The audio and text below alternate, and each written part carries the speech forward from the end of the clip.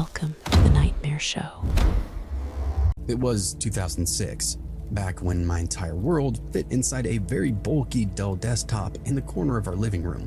I spent most nights on MySpace because it was easier than trying to make friends at school.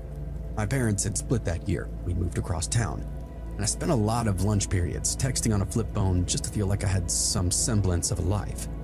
Emo boys were the thing at the time. Straightened hair, tight shirts, moody lyrics inside their statuses. And half the girls in my class were obsessed with boys online. I guess I wasn't really any different though. I met him in a MySpace chat room one night. Danny XXRarXX. Yeah. His profile picture was a skinny kid with long black bangs, pale skin, and a lip ring. Bathroom mirror pic. You know the type. Band poster taped crooked behind him. Exactly the kind of guy that everybody at school was daydreaming about. He actually messaged me first. "You seem chill. You from around here?" I remember how fast my fingers moved, how relieved I felt when anybody wanted to actually talk to me. And within the hour, I knew his favorite bands, his favorite soda, the name of the girl who broke his heart. He said he was 15, went to a high school a few miles away. And the wild part was that when a couple of girls at my school claimed they'd seen him around at games or something, or hanging out near parking lots. A real local kid, somebody my age, somebody into me. Pretty soon, I'm logging in just for him, and it became the only part of my day that I actually looked forward to. Every message felt like proof that maybe I was not, in fact, invisible. Maybe I wasn't as alone as I thought I was. And for about a month, Danny and I were basically glued to each other online. Before school, after school, late at night, constant messaging. He always said the right things. He told me I was different, that he felt like he could talk to me about anything and everything. And at 13, with that kind of attention, it hit hard and I did not want it to stop. So naturally, I wanted to meet him. At first, I asked and he said yes without any hesitation. Totally, let's hang out. And then canceled the morning of. The next attempt, he got grounded. Another time, his phone broke. It became this pattern. Agree, cancel, agree, cancel. And every time he apologized, I believed it. I was too invested to consider anything else. By week 5, I was done waiting. I pushed harder, telling him I didn't care if he didn't look exactly like his photos. I just wanted to see him in person. Okay, let's meet behind Dario's Pizza, 5 p.m. It wasn't a great spot, but it was close enough for me to walk to. Told my mom that I was heading to a friend's place, grabbed my small purse and headed out the door. My stomach was in knots that entire walk, equal parts excitement and dread as well. I kept looking at every passing car, half expecting somebody to roll a window down and call my name. I reached the alley a few minutes early. It looked very dismal, tight, dark, sour smelling from the dumpsters. I stood under the security light and texted him, "I'm here." No response. So I waited 5 minutes, then 10, and I called his phone, and it went straight to voicemail.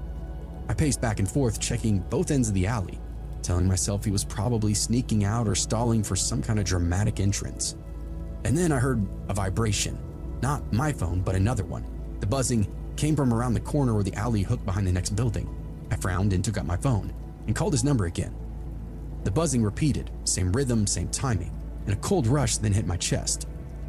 I followed the sound slowly at first, then faster as the certainty grew in my stomach. I turned the corner and froze. A boy stood there, slouched up against a brick wall. Not Danny, not even close. He was pudgy, maybe a year or two older than me, with long greasy hair that covered half his face. He wore these faded black jeans and a hoodie that was riddled with safety pins. He held a phone in his hand. The screen lit up with an incoming call. Aubrey. My calls. He looked at me like he'd been caught doing something. "Hey," he said. His voice was low, really shy. "It's me, Danny." I shook my head. No, you're not him." Pushed his hair behind his ear like that might help the situation. I didn't get ready today, okay? I know I look different." "You're not the same person at all," I said. "That's not you." He took a small step toward me. "It is me, I swear. I used to be thinner." I backed away, straight into somebody standing behind me. I gasped and spun around, but the second boy was already on top of me. Same clothes, same build, same filthy hair, older though, taller. He grabbed my waist and pulled me into him. "Oh," he said, laughing softly. "She's tiny." I tried to pull away, but his grip tightened. The first boy moved in front of me, blocking the view of the alley. They didn't look threatening in the movie villain sense, but they looked like kids who spent too much time online. But the way they crowded me left me no doubt. They knew exactly what they were doing. I felt them squeeze my chest and then my hips. "Relax," the first one said. You said you wanted to hang out. No, I said louder. Let me go. You talk big. The second boy breathed in my hair. Don't pretend you didn't. I shoved the first one, but he grabbed my wrist. His hand was sweaty, shaky, like he was nervous and excited at the same time. Don't freak out, he said. We're being cool. We just want to move. I snapped and tried to wriggle free. He didn't. The second boy pressed closer, his hands moving up my sides. Please stop, I said. My voice cracked. That's not fair, the first boy said. You said stuff. You can't just... And that was it. Something in my brain flipped from scared to just done.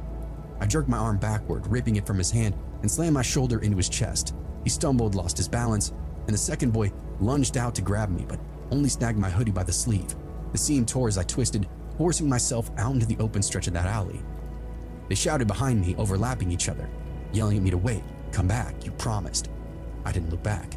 I ran full sprint down the alley, toward the yellow glow of the pizza place's sign, towards people, noise, anything but them. I heard their footsteps pounding after me, heavy and uncoordinated, but determined. They weren't giving up. Please, one of them yelled. Just talk to us. Nobody's mad, the other one shouted. I ran even faster. I could feel them losing ground, wheezing, stumbling, but still chasing me, still calling out my name. Then my online user handle.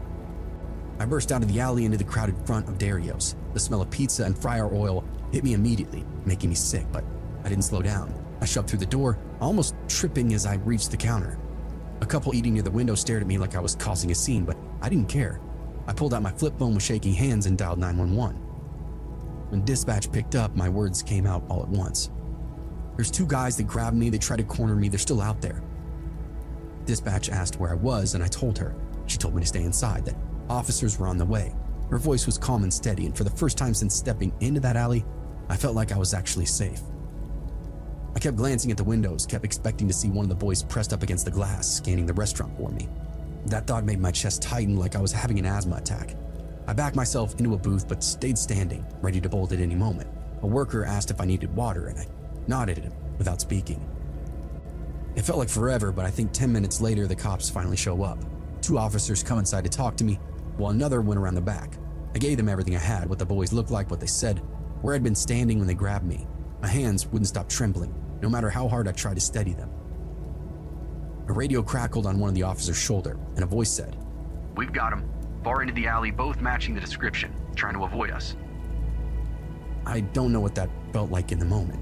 Relief, I guess, but also this strange numbness, like my brain had flipped a switch to tone down my anxiety. The officers asked if I wanted to press charges, and I didn't hesitate. Yeah, I said, absolutely. They took my mom's number next, and that was the part I dreaded the most. What she'd say when she found out I'd been sneaking around to meet boys from the internet. But when she arrived, she didn't yell, just wrapped her arms around me and asked if I was okay, if I was hurt. The officers brought me back out so I could identify the boys. I stayed behind the patrol car door, but I could see them clearly, both red-faced, sweating and out of breath. The greasy hair, the safety pin hoodie, the older one rubbing his hands together nervously. They wouldn't look at me, but kept glancing at each other, confused and irritated, like they couldn't understand why I reacted the way I did. Seeing them like that, pathetic and cornered, should have made me feel better, but it didn't. This really all happened to me. The police walked them to the cruiser, hands cupped behind their backs, one mumbling something under his breath, maybe an apology or some kind of excuse. I didn't care. I kept my eyes on the pavement. After that night, I deleted my MySpace, deleted AIM, stopped signing into any kind of chat rooms, ever. I didn't trust screens anymore, not when I knew firsthand how easily somebody could slide through them, pretending to be who they thought you wanted them to be. It's strange thinking back on it now. I was 13, I thought I was talking to my dream boy, but I was really talking to a stranger with greasy hair and a stolen photo, waiting for the right moment to lure me into a dark place. People always say the internet was simpler back then, but it wasn't. Not for me.